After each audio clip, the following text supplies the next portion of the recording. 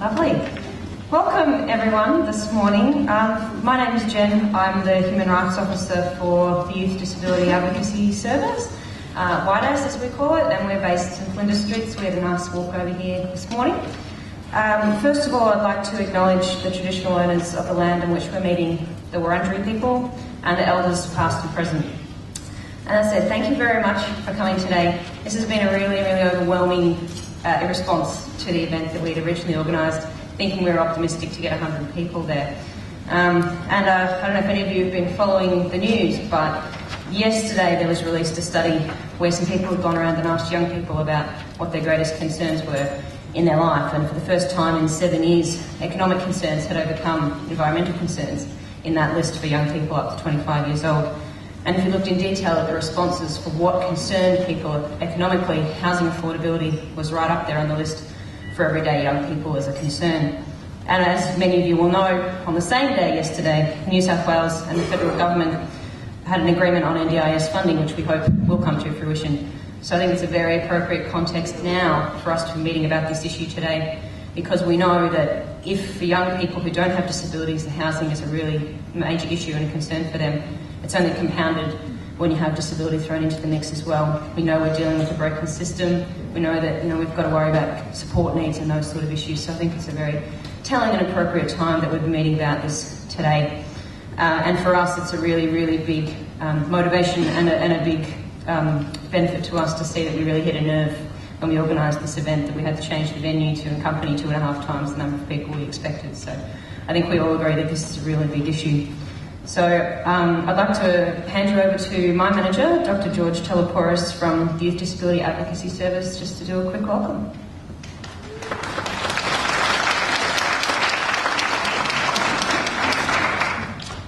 Can everyone hear me? Yes? I'm going to sing a song. No, not really. Hi everyone, I'm very excited to be here for the first ever forum for YDAS on housing and support. I wanted to start by saying that YDAS believes strongly that young people with disabilities have a right to housing and support that meets their individual needs, desires and dreams for how they want to live their lives. We know that the current system of housing and support is too restrictive, inadequate, and in many cases entirely inappropriate for people with disabilities who want choice and control about where they live and who they live with. But as you will see today, there is some good news on the horizon. As we move to an entitlement approach for disability support under an NDIS, there are also some new approaches and innovative solutions that will enable people with disabilities to transition to independent living in a much more positive way than we have in the past. Most of these approaches are in their infancy stage, and there is a lot of work to be done to develop them further so that they become a reality. But YDAS is committed, and I hope that you are as well, to transform this area into one where we have full choice and control for all people with disabilities, where all people with disabilities love where they live and who they live with. I now would like to say a brief word about how we've got to where we are today. I want to acknowledge the many activists, families, individuals, workers who have fought so hard to get people with disabilities out of institutions and into the community. And Kath McNamara, where are you, Kath? I'm here. I want to acknowledge your husband for the work that he did in establishing the first attendant care association in Victoria, and every other activist that did so much work to get us to where we are. So without further ado, can I introduce you now? I've got a couple of housekeeping things. Alright, I'll introduce them when you've done that. Okay. Alright, This is organisation on the go, YDAS stuff. So I'm going to move on to the appropriately labelled housekeeping section of my presentation. Just a couple of bits and pieces. I'm sure based on the sea of name tags, most of you have found the registration desk out the front. If you came in at the last minute or you missed that, please feel free to go back during one of the breaks and get a name tag and let us know that you're here. And they'll be open during the lunch break if you've got any questions and things like that. If you have extra support needs, we do have some Auslan interpreters on their way. Turns out they went to the other venue, which we had when we were being optimistic with 100 people, so they will be here. And we also have 2 attendant support people who are arriving. I know at least one is here. Can I have a hand up wherever she has gone? She's at the back there. And she has a blue version of my name tag here, so if you need any attendant support care, then she'll be able to do that. And we have another person who was also coming, and she'll also have a blue name tag. YDAS staff and field staff and volunteers, we're wearing these red ones today, so if you've got a question or you need any help, hopefully either we'll be able to help you out or we can let somebody know and direct you to somewhere where you can get that help. We will be giving you opportunities to ask some questions, and if we would ask, contrary to what I'm doing now, that if you speak nice and slowly and clearly once the interpreter is here, that will definitely help them out. So that's something to keep in mind for everyone. The toilets are located directly behind me, so this wall, and then there's another wall with big gold kind of reflecting mirrors on it. Both the accessible toilets and the standard toilets are all out there if anyone's looking. We have some exhibitors who are joining us today. I know a lot of you had a look on the way in, but certainly feel free to go over there. A lot of them have provided funding and other resources for us, so we're very grateful for their presence today. And certainly feel free to ask their questions as appropriate. Now, during the event, our photographer Liz, up the front here, is also from YACVIC, the Youth Affairs Council of Victoria. She'll be taking some photos of all your lovely faces and my mug up here as well. So if anyone has a problem or is a little bit concerned about their photos being used, please feel free to let Liz know. The places we would intend to use them would be the Youth Affairs Council of Victoria's website and newsletters, as well as YDAS's website and newsletters. So if you'd rather not have that occur, please let Liz know.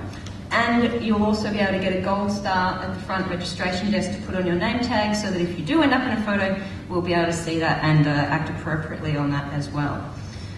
Now, Jared at the back in the blue shirt there is going to be taking some video footage today, as is Steph. Where did Steph go?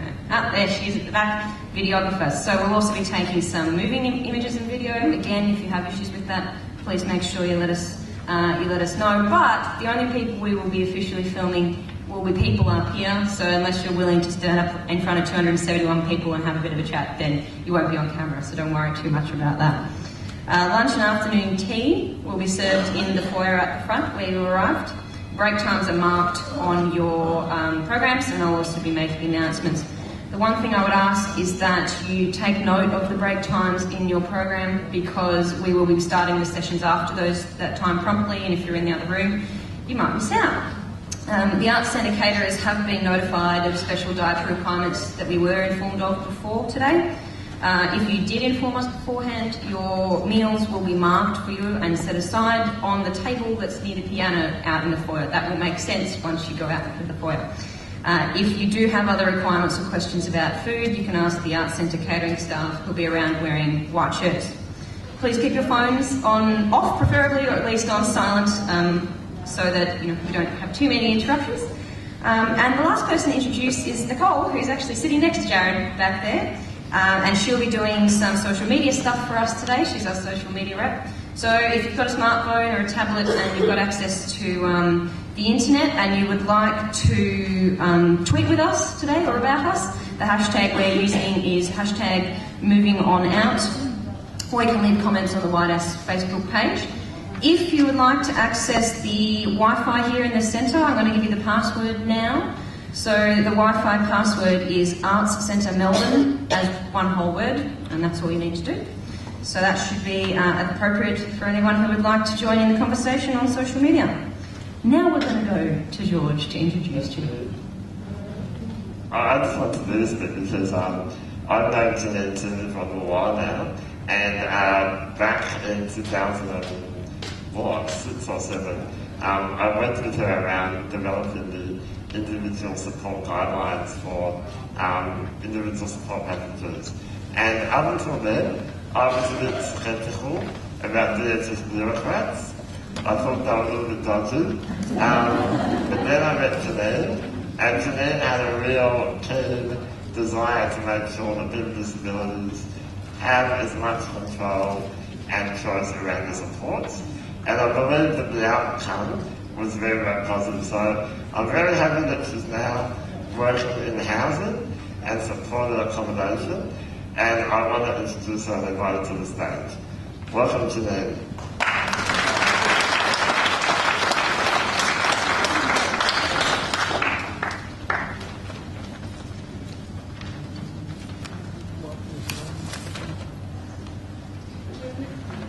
So with Jen, I just need to load my presentation. Wonderful. A dodgy bureaucrat, George. I have been called many things, and one of my colleagues, when we realised that I was the only presenter today who in fact hadn't provided a photograph and a bio, one of my colleagues called me a faceless bureaucrat. So my apologies, everyone, for not presenting anything to you for today. Just a little bit about myself then, because I haven't.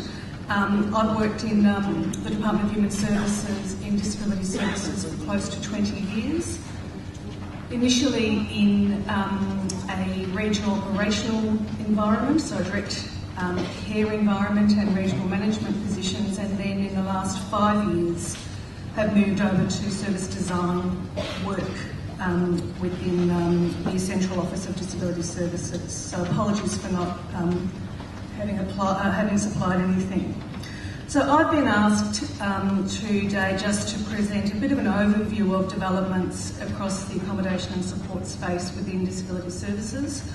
It is early days for significant change to occur within accommodation and support. So what I'm presenting today is really a starting point of many things we hope will be able to change in the future. In a nutshell, what we hope to achieve is to create a much greater range of accommodation and support options that provide people with real choice and real control over how they want to live their lives. Now, that is going to take us some time, given a lot of the dollars that we have currently are certainly within group living arrangements. So it's going to be a journey over the next few years.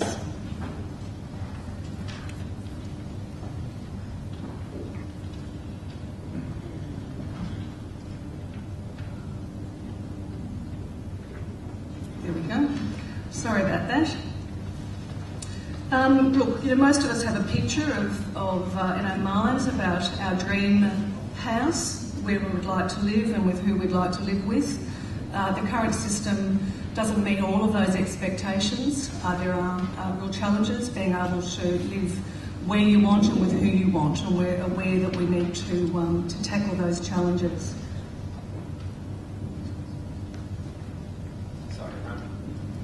Thank you. I'm glad that wasn't me that was the problem. Within disability services, the choice has been limited to fairly traditional models of group homes, and decisions are limited by what is currently available. Our current effort is really trying to shift that and to increase the range of options, not just within specialist disability services, but to also ensure that people have access to social and public housing that is able to meet their particular needs. We thought that sometimes before we go forward, we need to, it's useful to take a few steps back and see where we've come from. So I had someone just pull together a very quick summary of a comparison from 20 years ago till now. And we had some 1,300 people living in residential institutions in 1991-92 financial year. And we still have 134 people living in residential institutions, and we certainly hope to be able to address that. We now have some 15,000 people in receipt of individualised supports. Many of those are individual support packages that enable people to purchase the supports and services of their choice. What we are acutely aware of, even with the introduction of client-attached funding, is that there has to be a marketplace that's developed that provides real services and real support. So we're aware that energy needs to be put into other services, or enabling providers to introduce other services to people with a disability and their families.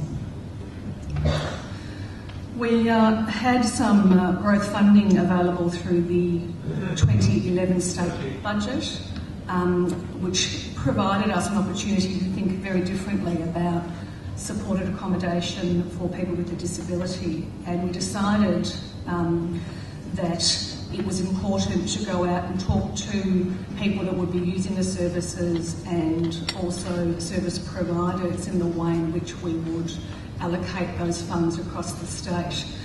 So we did something a little different. We had some focus groups and some individual interviews where we talked to people with a disability and their families, their significant others, and also service providers.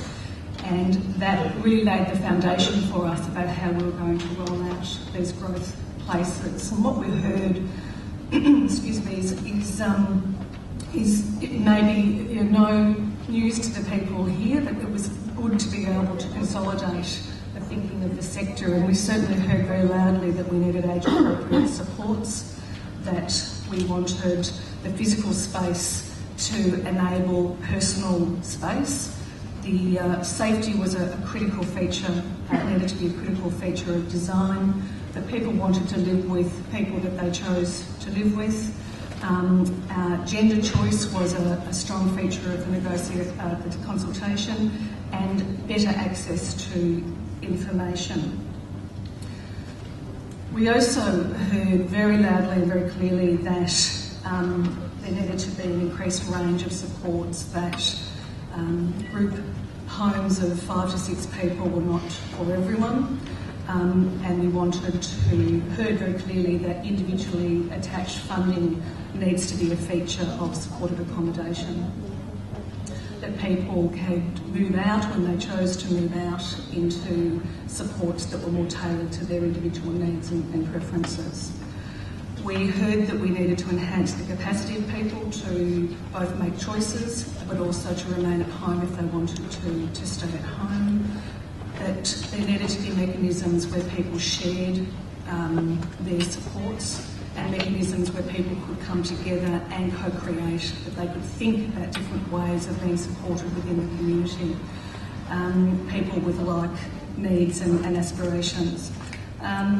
We also heard that we hadn't invested enough energy into technology and the use of technology in group living arrangements.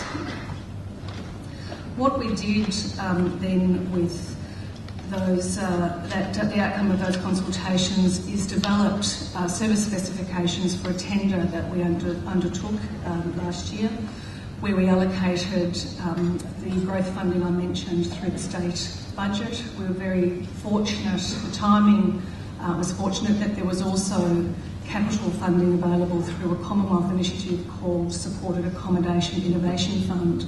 So we're able to actually consider those two things as one. And as a result, we're able to allocate an additional 118 places across the state. Many of them will take some time to be fully developed, and as you would appreciate, building new services, particularly services that are around infrastructure, do take a little bit of time, but they are all progressing well, and by the end of, I think, the third year, they will all be on open to vacancies. What I thought that I would do is just really very quickly talk about a couple of the initiatives that were successful through the funding round that we had. One of them is a high-rise development apartment where apartments are available or will be available rather than traditional 5 or 6 bedroom group homes. This is where people can live independently but also share the sort of supports that they require to live in the community. We also looked very closely at the use of technology and how technology can support group living. And there was a successful application from a provider in the eastern region where a house is currently being built that features comprehensive use of assistive technologies. So it has remote control, everything is my understanding, voice activated equipment, applicable for all electronics, power and light, and also the heating and cooling. So it's a purpose-built development. It's close to close to train lines and Eastland Shopping Centre and other community services, which is very important for us to be able to secure land in areas that are close to the amenities. I think when we talk about innovation, the fabric or the design of a house is only one part of innovation. I think the support element is also very important. And in this case, the support model that was put forward was not just about shared support, although in a group arrangement, shared support is certainly a feature of that, but it also provides more individualised support, so people have individually attached dollars and individually attached hours as part of that support arrangement. Another successful initiative was housing development in the Hume region in Wodonga. This development will provide accommodation for 5 people, but there will be 5 self-contained units with private access to those units. And again, a feature of the support is not just the design, but it's about the support that's available, more individualised support available to those 5 individuals. So these are purely just a snapshot of some of the initiatives that we're working on at the moment, and I think that many of you would say to me reasonably it's a very small step on a very long journey, and we certainly appreciate that it is. We have a long way to go to really turn accommodation and supports around to meet the vision that George outlined just a few minutes ago. But I think that we are certainly on track to do that. What the next steps are really the approach that we took around consultation, I think was quite different, and I think it was certainly very helpful for us to use that approach to inform the way in which the services would be designed into the future. And our plan certainly is to build on that consultation and continue to work with people who are currently in receipt of our services, those that will be wanting to receive our services into the future, and certainly organisations like YDAS, to be able to make sure that we are on track in the way we design accommodation and supports into the future. Now, George was very keen when he asked me to present some time ago to enable time for some conversation, some questions and answers. I'm not sure now that we've got such a big group how well that's going to go, but certainly I'm able to take any questions you might have. We can do it with this microphone as well. Up down the front. Just a point of clarification.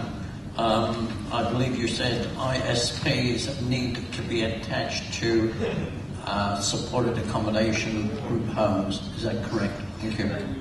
I said certainly one of the comments that were made to us loudly and clearly through the consultation that people would like individually attached and portable dollars as part of supported accommodation. I think that presents some challenges, and I think that the Productivity Commission's work in relation to the NDIS identified that there are some challenges in having client attached or individually attached dollars in a group living arrangement. However, I think there are many models across Australia at the moment that are emerging where even in group arrangements, individually attached funding is an option.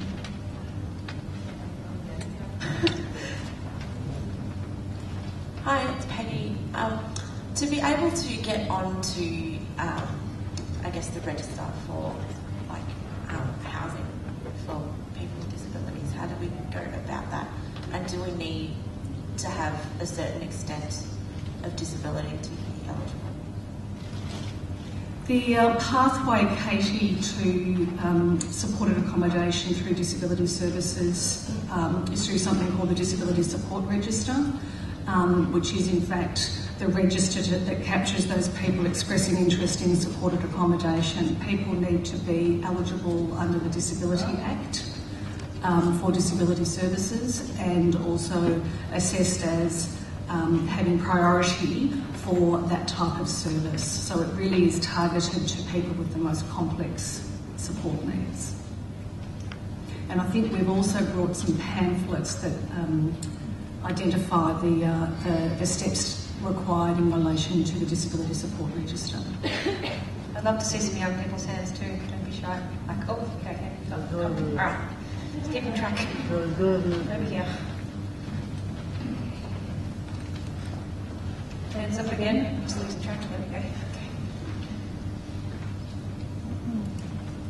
Hi, my name's Anne-Marie. I'm just wondering what sort of supports might be available for families, say if there are 2 or 3 families who would like their young adults to live together. And I'm thinking it's not uncommon for young people when they first move out of home to move into a share household when they're going to uni or studying. So I'm just wondering if there were, say, 3 families who were interested in maybe purchasing a property for their young people, what kind of support would be available? Anne-Marie, hello. I think you've identified one of the strongest comments coming out of the consultation, that at the moment the service system is really designed around individual needs and individual pathways into the system. What we need to do is identify or create very formal mechanisms where people that don't know each other may be able to come together and create a shared living arrangement. And I think that certainly is work that we need to do. But for people that currently know each other and have some ideas about contributing to the fabric of a house but needing the support dollars, and that's certainly something that I would encourage people to talk to regions about. Availability of a house in those situations then doesn't give priority to the support, because we have very clear rules around who has access to the support. So there's a coordination challenge, but the region should be able to work with individuals and families around looking at what's available and what the options are for those individuals.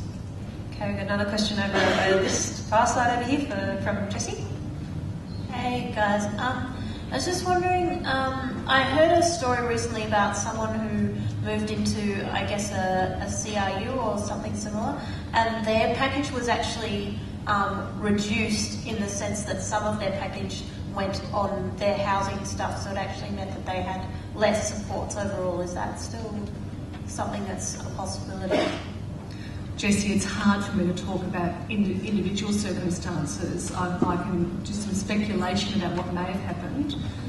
If it's someone that's had a package of support in the community and then was successful in an application to a group home, then there are very different funding arrangements. One is a package of support to enable people to stay at home or stay with their family versus a group home. So they would have perhaps in that situation lost access to one of those, to the individual support package in that situation.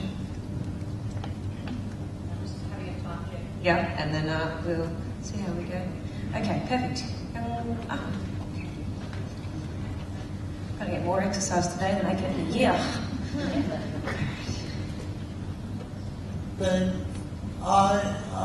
I'm speaking a bit about my situation, but I recently got money for a high hop package.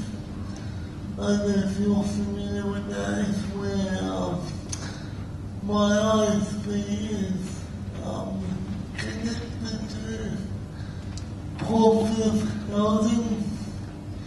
I love it at the moment, and it's great that they can help me move out. I'm just wondering, do you think it's a little bit problematic when maybe something happens like positive kick me out, or I need to move something that I won't just lose my accommodations, but I'm also going to lose my ISP.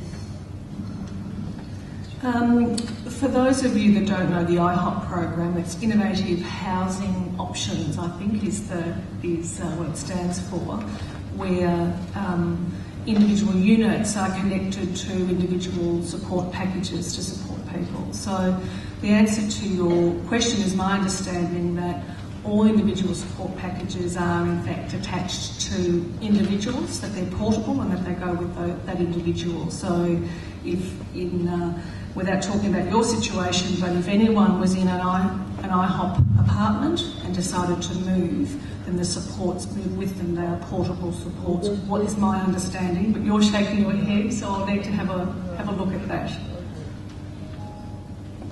Yeah, I think we've got one here. Yep. My name is Chris, and I'm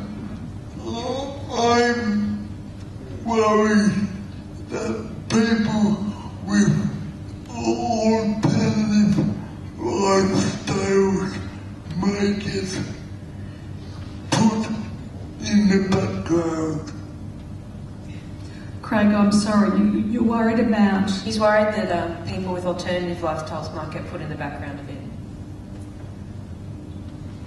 Would you like to elaborate further on what you mean by that, Craig?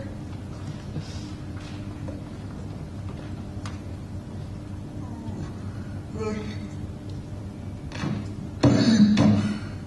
people with alternative sexual orientation.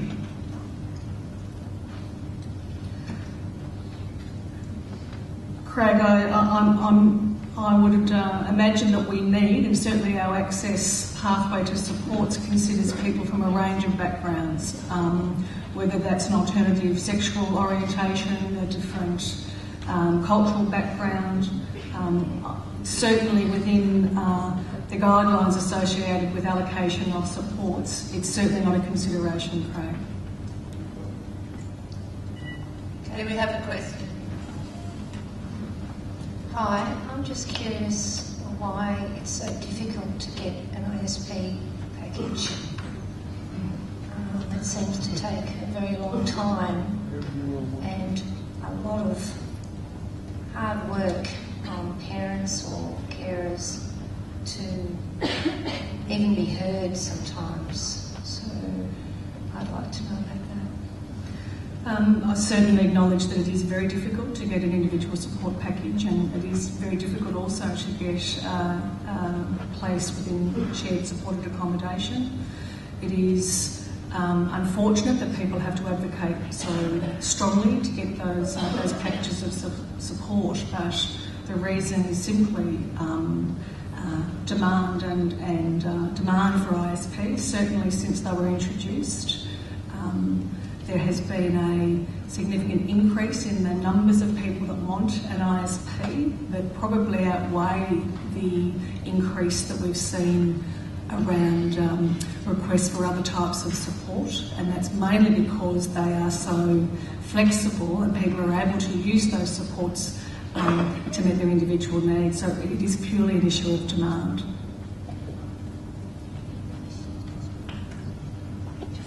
Over here, Julie. Oh. Sorry, Bede is my name. The title of your presentation was New Developments in Housing, something or other. And I know that the My Future, My Choice program is not necessarily a new development, but perhaps could you just give us an idea of the future of that program, please? The My Future, My Choice program is still relatively new, I suppose, in the context of disability supports. But at the moment, I think the last of the My Future, My Choice houses have just come online across the state, which were from both the Commonwealth and state joint funding arrangement. At the moment, we're continuing to work with the Commonwealth Government to ensure that that particular target group that was considered as part of the My Future, My Choice initiative are considered in further developments across the state. Okay, Ricky down the front here. Right down the front. Right here. That's it. Hi, my name is Ricky. Mine's a two-pronged question. I guess the first thing is that my disability is vision loss, not so much a physical disability, but I have not got paid employment. I think that I'm very employable, and financially I struggle moving out of home, just living on a blind disability support pension. For me, I don't think it is appropriate and applicable for me to be moving into group homes or supported accommodation or CRU. I'm more of the kind to get us to what need assistance for individual, like living on my own, because I think domestically I may be able to support that, but financially not having a job is why I really struggle. And I'm thinking, well, if so many people with physical disabilities are struggling, trying to get ISPs or the supports that they need to live out of home from their parents, what kind of help and assistance is available to me is the first part, since my circumstances are different. And the second part is, if it's so hard to get ISPs, I need to know more about what you can actually ask for, because obviously it's financial assistance, but I get told that, oh, your blind disability support pension will help you pay bills and rent and stuff like that. And I'm thinking, well, how can you use the game or use the system so that you can actually get an ISP for moving out of home, because I don't even know enough about what services you're able to use it for. Because my impression is that it's more for recreation or stuff outside of home, activities and stuff like that, and not necessarily for paying for things with like bills and rent and stuff like that within your home. If that makes sense, I hope I've related you too much. No, I think I've captured a couple of things, Ricky, and I hope I answered the question. I think just going back to your comment about not wanting to live in a group home or a CRU, I think it's something that we hear loud and clear from a range of people. They want to be able to live on their own if that's what they want, or if they want to live with people of their choosing. That's certainly something that we need to consider as we create more innovative approaches to accommodation and support, is how people can live on their own if that's what they choose to do. The second issue that you raise is more about individual support packages and what they can be used for. Certainly they are not a replacement to the disability support pension or any income replacement. They are about things that are about people's disability support. So certainly under our guidelines, they can't be used for rent and utilities. They can only be used for support and services.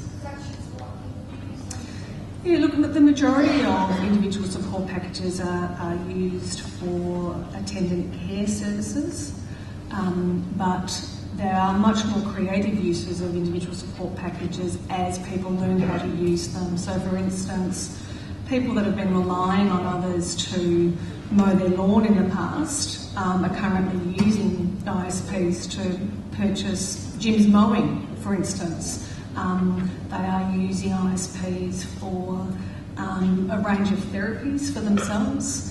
And using ISPs to get out and about in the community. So they're being used quite flexibly at the moment. But I think as people get more used to using individual support packages, that profile of supported services will change.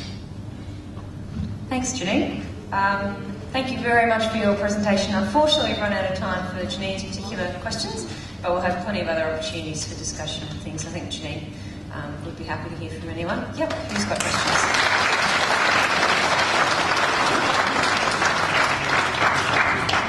Okay, so moving right along, so to speak. We now have the pleasure of hearing from Trevor Jackson. Where are you, Trevor? Ah, there you are. Case Manager for Housing Resource and Support Service and his co-presenter, possibly? Yes, Brent Alford. Can we please welcome the gentleman? Thank you.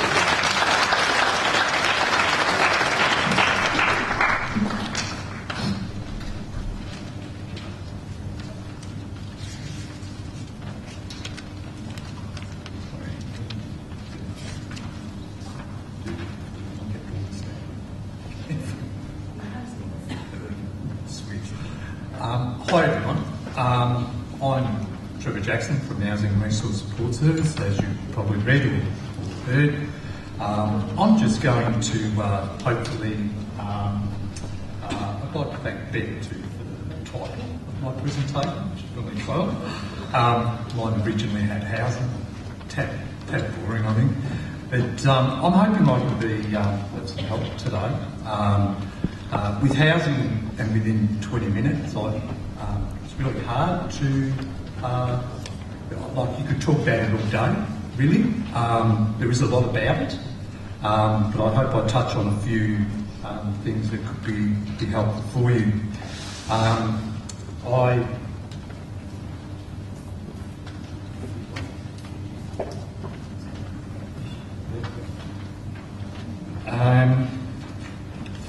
I have up here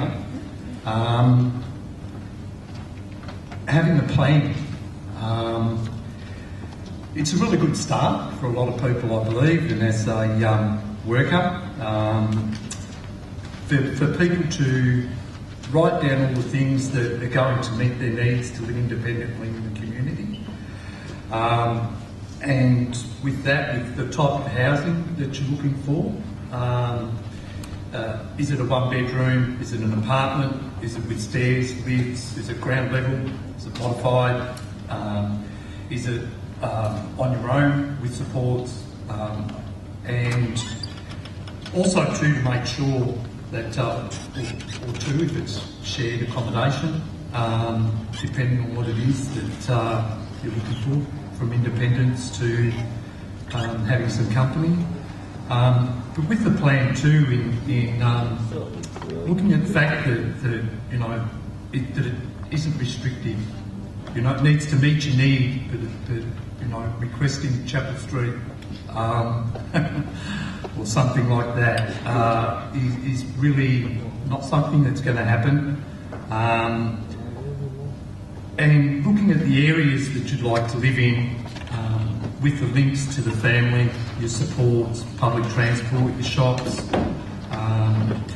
looking at your financial situation and what you can afford, because the rent is based on your income, so if it's youth allowance, Centrelink, part-time or full-time employment, and also too with the expenses that come with that in setting up your home. So financially too, for furniture, utilities, personal needs, and nourishment and social.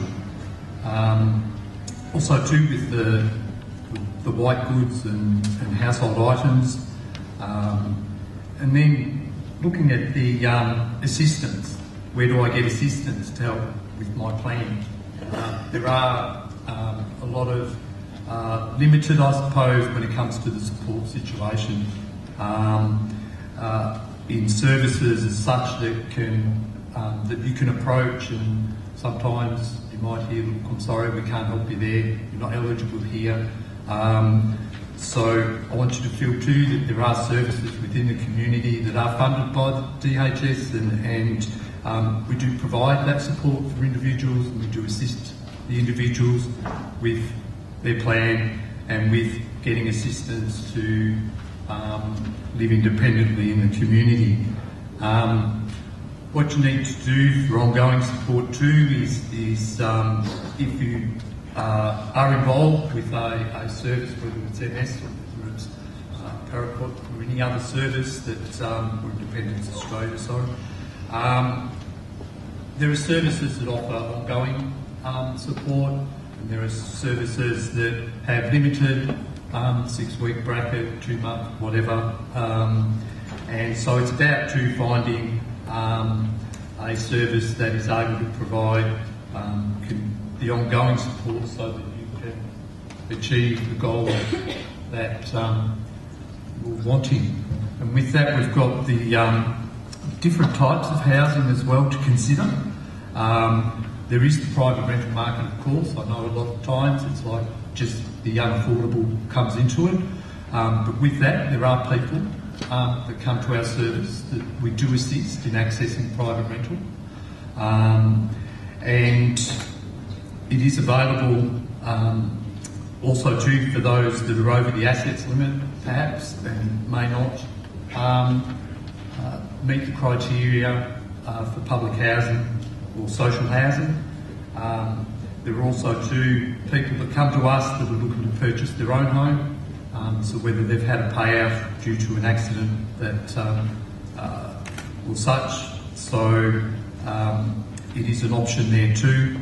And the public housing has a bond loan scheme for people to access the private rental market, it also, and social housing, public housing applications. We assist a great deal of people with those. They have a fantastic website, dhs.vic.gov.au, as we know, has an extensive range of information on public housing, on criteria, on the social housing providers and associations, the registered housing services that are available in the community. I did give a bit of a brief. I gave some sheets to Beck, which will be available if anyone would like those. Also too, we have a bit of a home share situation. It is something that some people look at who are on an ISP within our service, so it's just it's an innovative program that matches people with a disability to have a housemate to create a shared home. This is quite restrictive, I suppose, for some, but there are associated costs. As earlier, there are some options where people do use their IP for other ways of living independently in the community. So it's an easy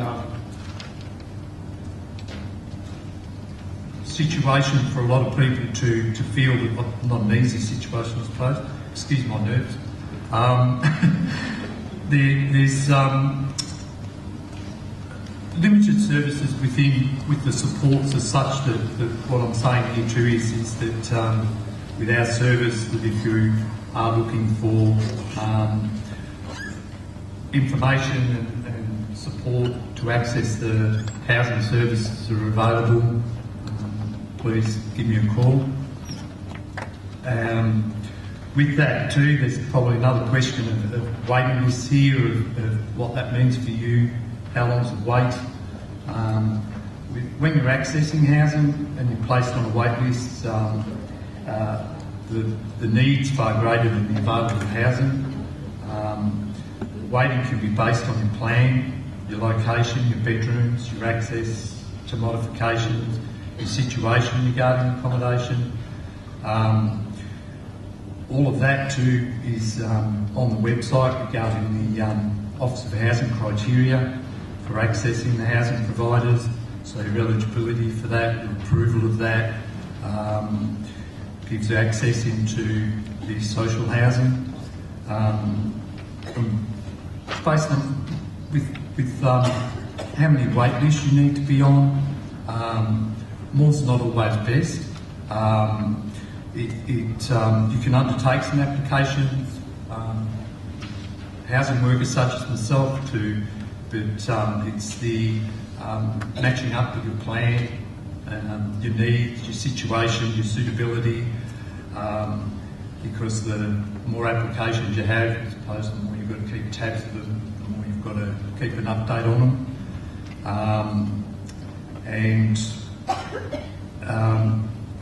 Regardless of who you've got an application with, if your situation changes,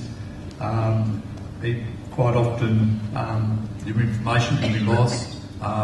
If you've moved somewhere else and you've got an application with someone, you haven't changed your details, it's pretty hard to follow you up.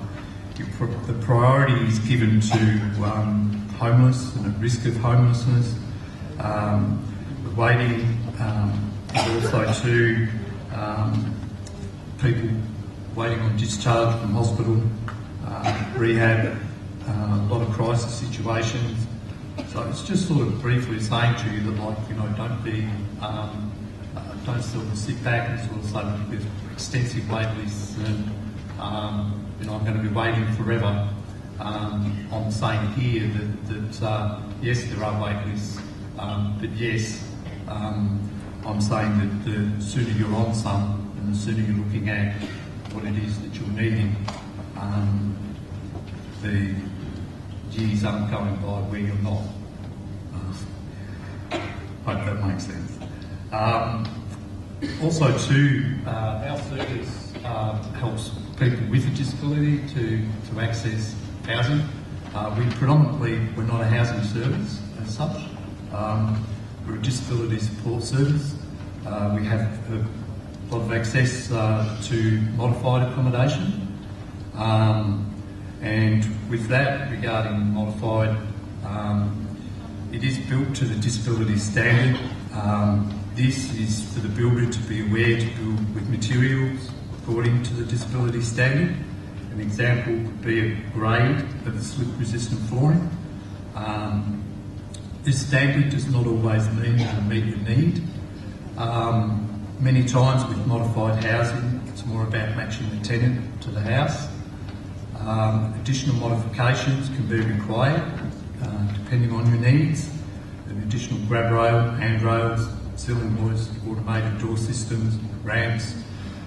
Sometimes when they're under construction, particularly for people with an ISP, that might be a way they can have some additional modifications installed.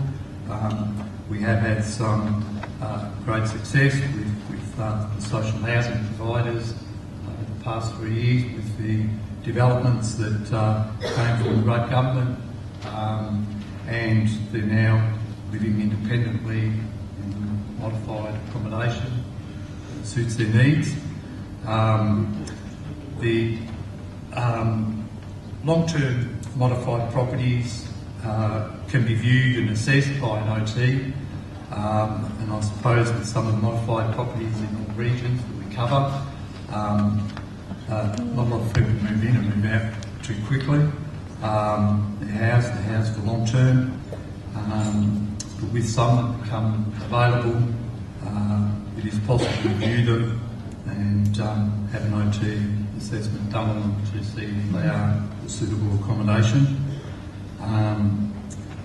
The approval, if there is additional modifications required in the property, it can be based on the structural changes.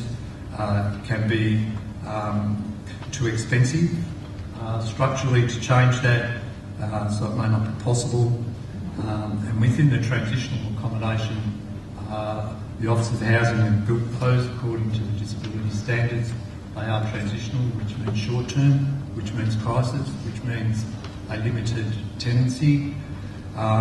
So they don't do changes to every tenant that moves in according to their needs. You end up with a very structurally strange kind of accommodation. And the times with the long term, you can get some changes done with the property managers, and sometimes the tenant will quite often cover some of the costs to the changes. Make sure too, when you're viewing a property, ensure it's suitable for you in the long term, not to feel pressured or desperate, making a choice that will bring you some joy about living in your home. I suppose with that, and sort of say some of the tenancies that we've had over the past few years, the new developments have been over 50 people from our service off our wait list. There's been a great deal of, I suppose, joy, happiness in the housing that's been available. And with that too, in supports, there is funding available. As I said before too, with the Office of Housing bond loan when it comes to housing, with private rent. There are also some others, supported accommodation assistance program, housing establishment funds, Good Shepherd, no interest loan scheme, the NAB, as up here. It is the website, technology, it's pretty huge these days, the website. Please check a lot of that on the website. Look at the criteria, look at the eligibilities, look at what suits you, what you're going to be able to access to assist you. As a support service, we assist people in accessing different types of funding. We don't have every single client or tenant that's on an ISP. There are a lot of people with a disability that we provide support to and provide assistance in being able to live independently in the community. And that means assisting with their plan in accessing like goods, second-hand furniture, stores, whatever that might be. And I've got to flick the slide. And that's a great deal of what we cover, and these are some of the places, services that we look up. And there are a lot of successful people living in accommodation who have resourced and we've resourced these services and been able to assist them to live independently. Our service provides case management, strong in advocacy and support in accessing your housing options. We will assist with any housing applications and the information you require. There is assistance in setting up your new home. We also offer ongoing tenancy support. Everyone may be linked into a support service. I have over 20 tenants that I'm able to provide some tenancy support based on the day-to-day need. And we also help in accessing disability legal services. There's a lot involved when you do live independently in the community. There are consumer affairs, there's a tenancy union there, there's the AMIDA. With that, it's ensuring too that you're successful with your independent living. We make sure the rental arrears don't occur, the dynamics, the social mix, the developments, and making sure that you're covered and supported should you need to attend VCAT. And also too, with that there is the option as well for ISP funded housing case management from our service. I do get quite a few from the southern region who pay for housing case management at their ISP. Can be a 3-month short period of an hour to 8 hours a week, whereby we work extensively with them in resourcing their housing according to the plan we've come up with in speaking with them. I hope that was helpful. I'd also like to, I haven't got my number on, I've got a few business cards here with me today. I got told there's a lot of people coming, I don't quite have enough. I am here all day till 4 o'clock. More than happy for anyone to come up and have a chat with me if there are any questions, if I can help in any way. Certainly, if you've got a pen and paper on you, my direct line is 9340 5117. My email is tjackson, lowercase, at hrss.com.au. And I have Brent here, who is also going to share his experience of moving in.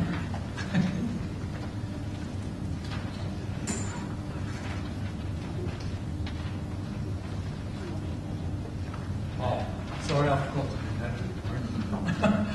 This is a couple of photos. I'll just give a flick. This is some modified housing in the community. When you're looking at, or when you talk about modified housing, is it different? Are you going to look different? No, you don't. You fit into the community and just the same as any other housing that's available, public housing. Properties, they're built to the disability standard for modification, but you will find they're absolutely quite amazing, and they do provide a great deal of modifications that meet their needs. This is a brand new house that was built down at Truganina.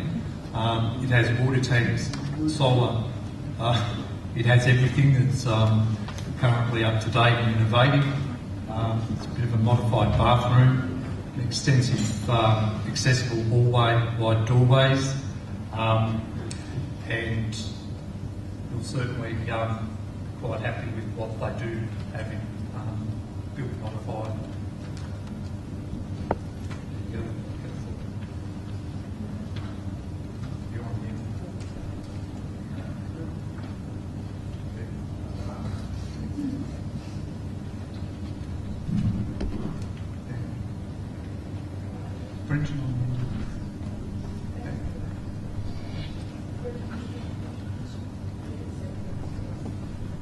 Do you pop the red on the back at the end of this?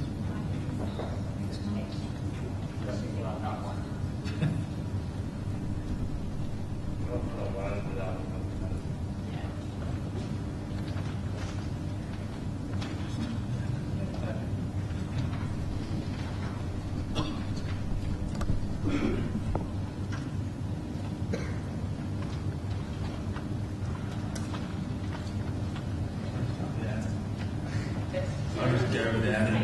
Alright, guys. Here we go. Look, there we are.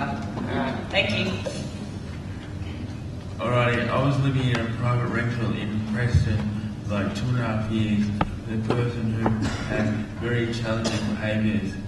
And I spoke to a close friend who's also got a disability and he's partially blind. And he told me about the housing resource support and service to find future accommodation. So I went to them and I was with them for about 8 months, and then I came across Trevor, who updated my application form and updated my Centrelink form for housing, and then she offered a place in North Melbourne, station on Chetwynd Street. So I went to have a look, and I really liked what it was about, and I ended up moving in August. I've been living there now since August, and I'm on a DSP, not ISP, a disability support pension, and I'm finding it quite cheap. It's cheaper than what I was living in Preston get break assistance because of my disability. Since I've moved in there, I have regular contact with Housing Resource and Support Service. Since every week I speak to Trevor, which has been really good. And that's me, obviously. My pajamas.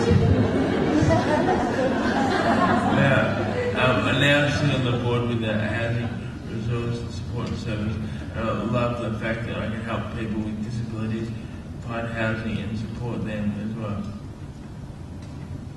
Thank you. Any questions? You can clap now.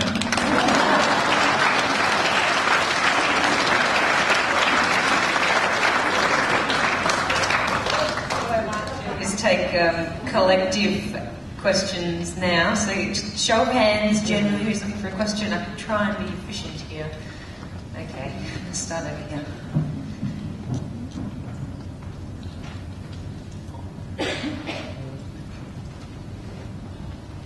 Just wondering what the difference between public housing and social housing is. The difference, the public housing is the Office of Housing. They call it social housing, which is what it is. The name of that is the social housing, the housing providers and housing associations came from the public housing. They managed Dartmouth and public housing. They've grown into bigger services and providers of housing. They're registered housing services, and they're called, I suppose, the name of social housing is more fitting, if one wants to use that term. Generally, people, when you speak of public housing, people frown if you say you live in public housing. And I suppose too with the social housing, when you see the apartments that are opposite the Vic Market, or the Darwin, North Melbourne, where Brent now lives. They are apartments, the same as any other apartments that you see within the community. It's just the terminology. Yeah, really. All right, over here. Hi, my name's Peggy. Look, I'm just wondering whether, it's very loud, whether as a society we should be advocating more for when we build new housing estates, particularly out in the burbs. We have to look at the sort of way the demographics of Melbourne is changing and whether land should be set aside for supportive accommodation within those housing estates, because people really want to be near to people, they want to be near their families, and I'm just thinking about how how it's changing across Melbourne, and about land being allocated for supported accommodation when either new social housing is built or how that's changing. Yeah, and whether we should be advocating more for that sort of thing to happen within the public and the private sector, so that land is made available mandatorily. I've missed some of your question there, but with the social housing... Yeah, I'm just saying, when, for instance, like they're building a big estate out in Werribee, that's the plan, how much is there going to be some land available for some support? Yeah, because people don't or can't always travel, and should we be advocating as a community and as parents and carers for that sort of thing to occur? Yeah. Look, with a lot of the developments that happen within the social housing sector, it isn't about the availability of land. It is also not a prime location or an ideal location, I suppose one could say, for many people with a disability in accessing supports and services, but within that too, quite often, with the expression of interest or the applications with the housing services and looking at their websites, Housing Choices Australia, Yarra Community Housing, you have home grant housing, you have a lot of housing providers that are on the website that do show photos of their current, previous and future developments. Haven Housing is in Bendigo, but does have offices in Melbourne. They also do show on there where they're developing housing. So I suppose with that, if it's helping or not, is for people when they're accessing that and looking at and completing an expression of interest, it is based on what it is that they're seeing that is available in those areas. So even for us, for myself as a worker, I will try and resource whatever housing is available according to the person's needs, and not, be sending them off somewhere that's not going to be suitable. Does that answer your question? Yeah, I just think we need to be advocating more, as a group, that this sort of housing is built in time. You haven't got the mic, I'm sorry. I can hear her, so keep talking. She said she's just thinking that we as a group should be advocating more for spaces to be allocated in these new places being built to make sure that there's space for these sort of housing arrangements. Look, most definitely. Look, and I often say to people too when they come, the louder you scream, the more noise you make. I personally believe the more you're going to be heard. Sometimes we can sit back and sort of go like, there's not enough. They're building them in areas that, hey, they just don't suit us. This isn't what we want. This isn't what we're looking for. This isn't meeting our needs. And I think it's about time that we started to show them and say, this is what we're saying. This is what we need in order for them to pay more attention, I suppose, but in order for them to become more aware of the inappropriate placings, I suppose, that can occur that aren't suitable. But most definitely, as a collective group, I think the more noise one makes, the better. Right, down the front here. Thank you. Tony Trigal from Lifestyle and Supported Accommodation Incorporated.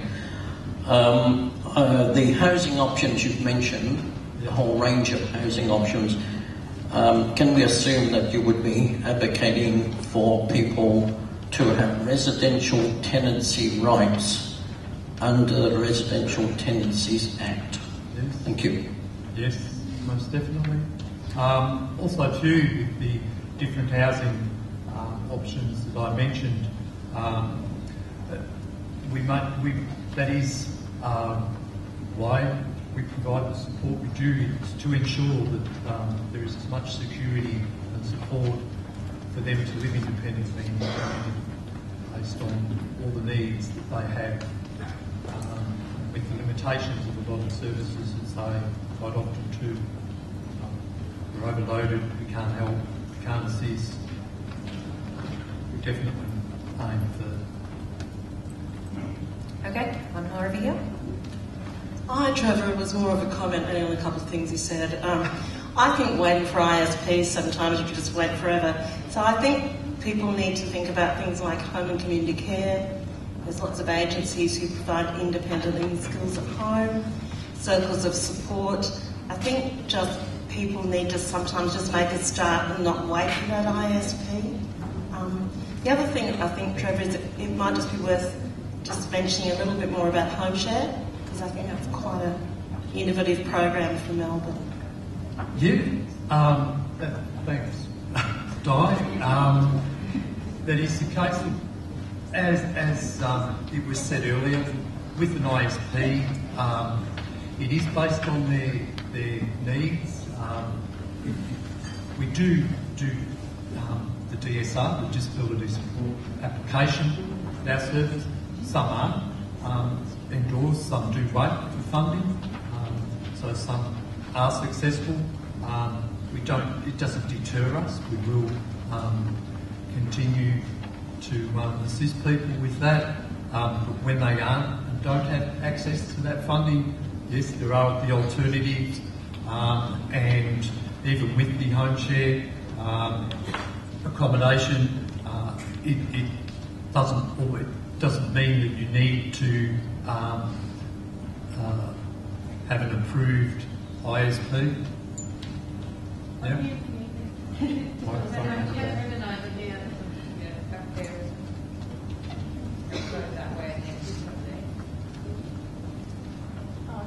Hello. I'm just wondering how many people Brendan shares with in the house that he's moved into. Is that a home share arrangement? No, I'm actually living on my own. So I was living with a friend and then I moved into look after myself. So independently.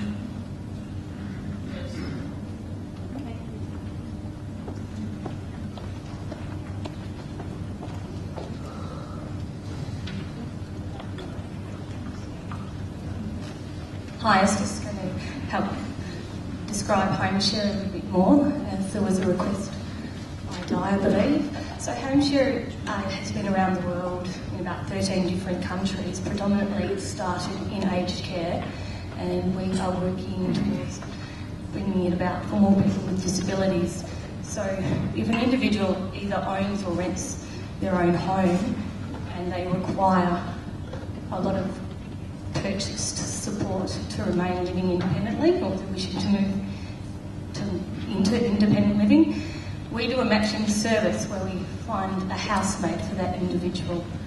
And we're looking around like a mutual agreement of where the individual's housemate will do work around the home in exchange for accommodation or rent. So we might be purchasing in-home support for cleaning or washing, gardening, shopping, driving you maybe to a couple of appointments. No personal care, but just a mutual agreement between two individuals where I'll provide a roof over your head if you provide some support for me. Because we all know the cost of one-to-one support is immense. And it's just about looking at new ways where people can come together and share and create a great living environment. And of course, we've got the case managers that are there to nurture that relationship and ensure that everything is safe and act as a mediation if necessary.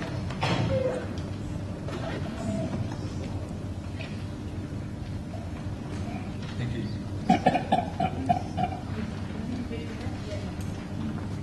Hi, my name's Tina. Just a question in regards to access to your service. Is there a fee for the support that you provide?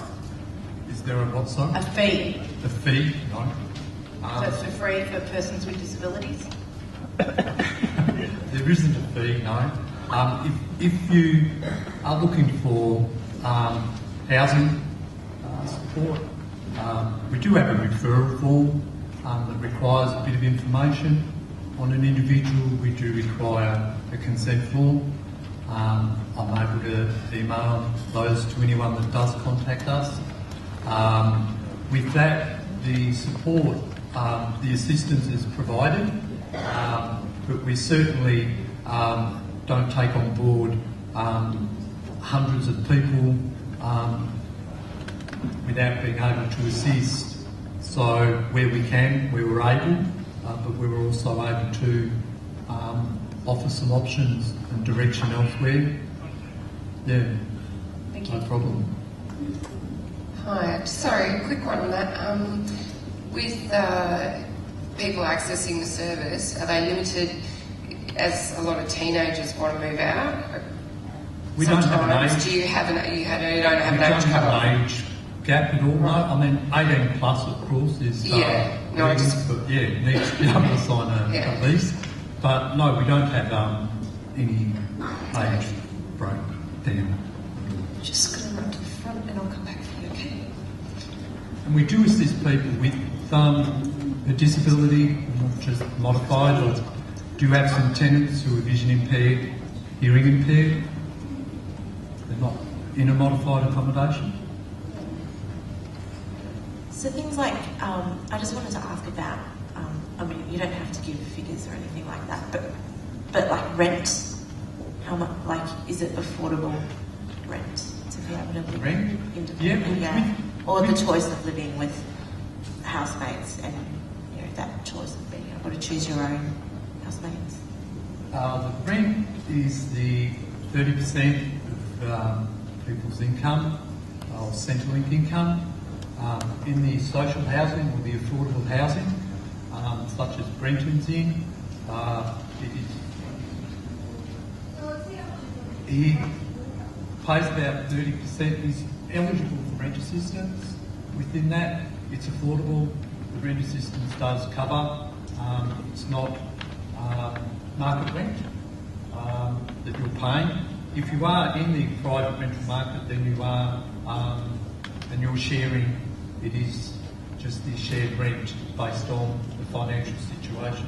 Where I am at the moment, where I was in Preston, to where I am now, it's actually $10 cheaper. And that was a private rental. So it's all good. Hi, I was wondering if you could find like 1 or 2 bedroom houses with big backyards. Houses with big backyards? Yeah, she's wondering if you can find, if that's the sort of thing you can find. Cheap rent. With cheap rent. And a golden toilet system. Yeah, there are a lot of community houses available, not available now, but within the community that do have backyards, of course, carports, garages, just houses within the community. But the recent developments that have occurred with the money has been a lot of apartments. They do have balconies, they have some common areas, shared areas, but with limitation and close proximity that they've been developed to the city, it's very limiting, and based on that land they've tried to provide as much as they can in apartments, so they will vary.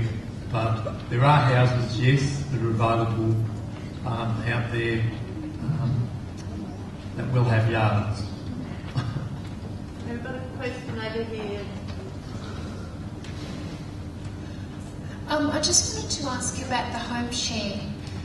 Can you tell me what regions in Melbourne you offer that service to families? North, south, east and west. Oh, a lot. Our service is statewide. We'll cover all regions, yes. That's fantastic, thank you. Hi, I'm Heather. Just about the home share as well.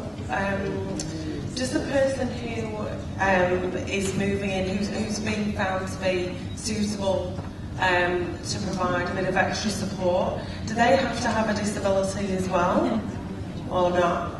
No. Is that the idea, that they don't, or I'm not sure? Look, not necessarily not the idea. It's the person, they're matched according to the individual. So it's, a lot of it's got to do with the suitability based on that person with the disability and what the disability entails.